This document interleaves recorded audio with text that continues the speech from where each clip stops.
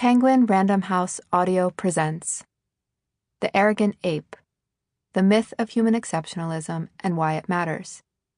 This is the author, Christine Webb. To Franz de Waal, my dear mentor and a most humble ape. Chapter 1. The Human Superiority Complex. What a piece of work is man, marvels Hamlet. How noble in reason, how infinite in faculty. In action, how like an angel. In apprehension, how like a god.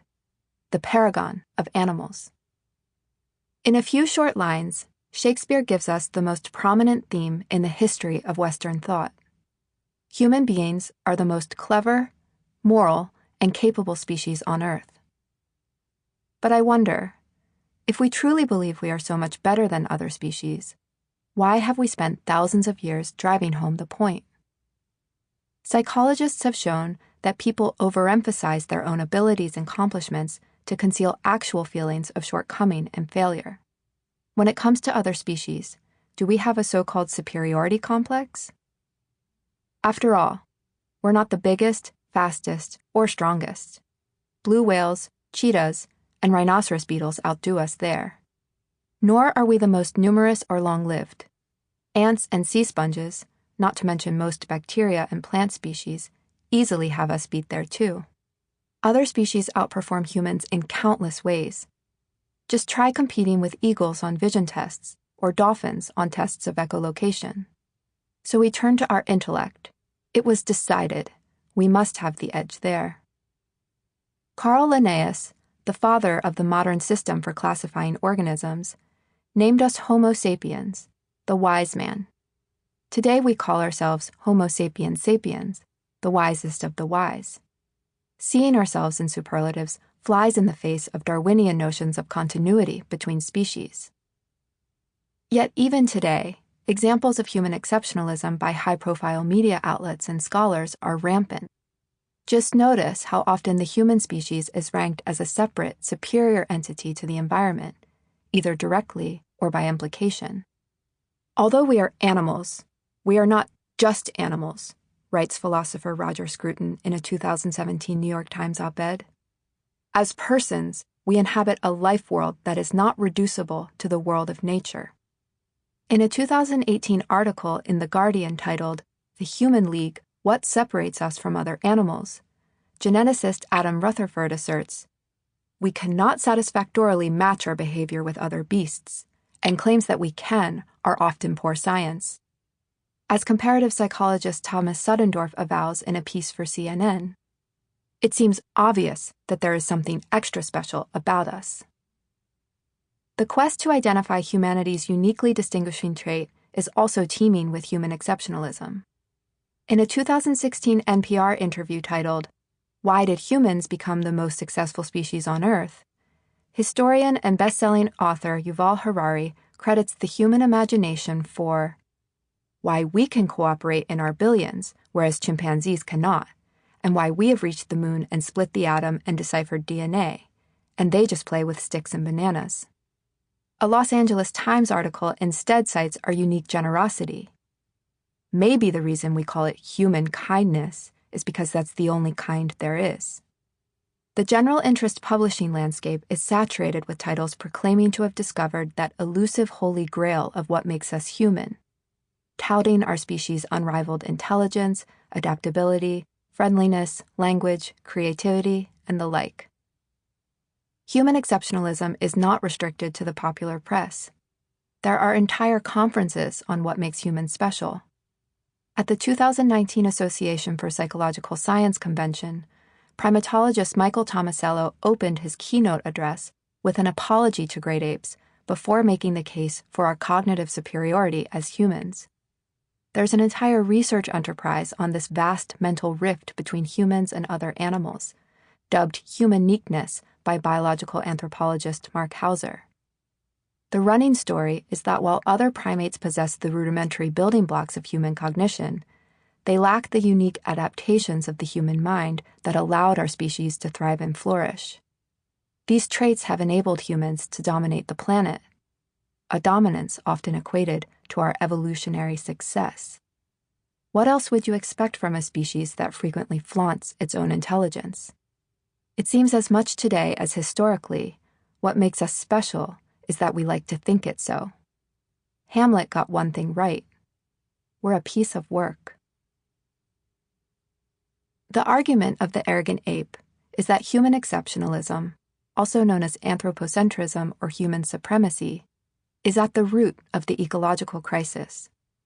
This pervasive mindset gives humans a sense of dominion over nature, set apart from and entitled to commodify the earth and other species for our own exclusive benefit.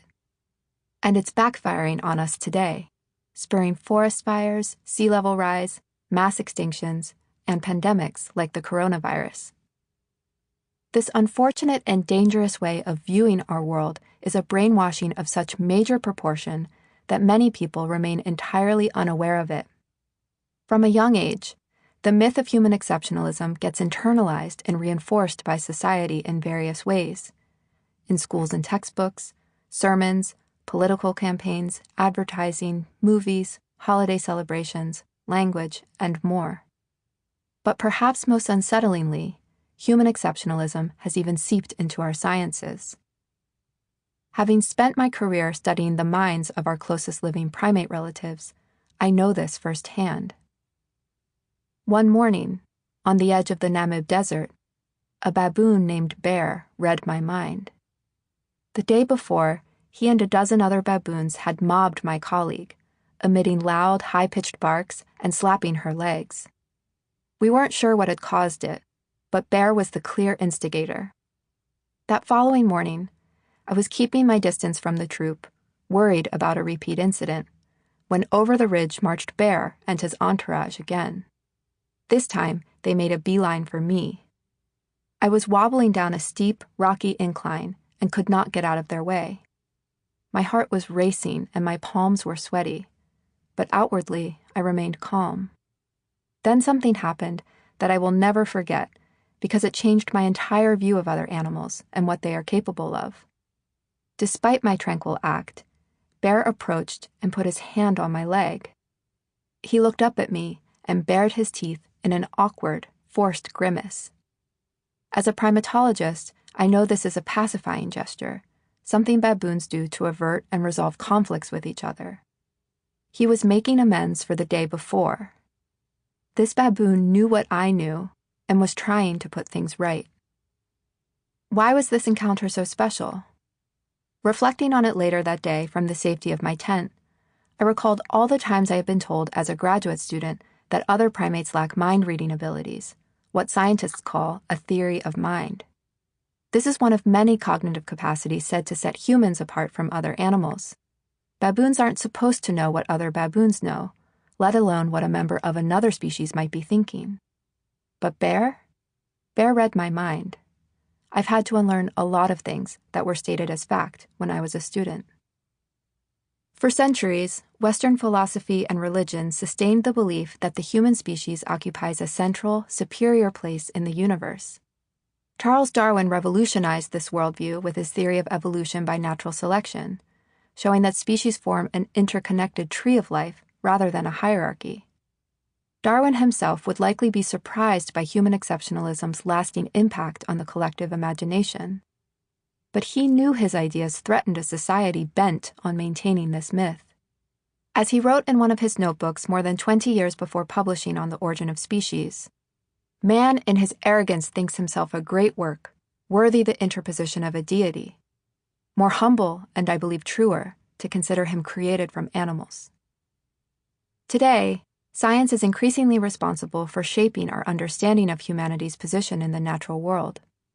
But when we let the ideology of human supremacy infiltrate science, it leads to biases that perpetuate human exceptionalism rather than a more humble, authentic view of human capabilities. This is one of the main reasons why the myth of human exceptionalism dominates our thinking today. This is why, in contrast to Darwin's theory of mental continuity between humans and other species, contemporary scholars maintain that a profound gap separates our mind from the animal kind. The idea for the Arrogant Ape began in 2019 when I joined Sample complete. Ready to continue?